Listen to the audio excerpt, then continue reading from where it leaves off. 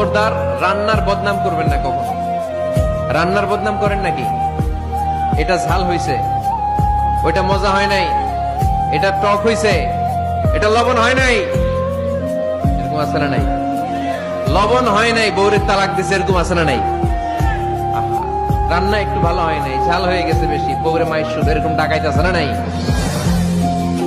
মা আবা রাসূলুল্লাহি সাল্লাল্লাহু আলাইহি ওয়াসাল্লাম তুআমান ক্বাত্তু, আল্লাহর হাবিব সাল্লাল্লাহু আলাইহি ওয়াসাল্লাম কখনো কোন রান্নার বদনাম করতেন না।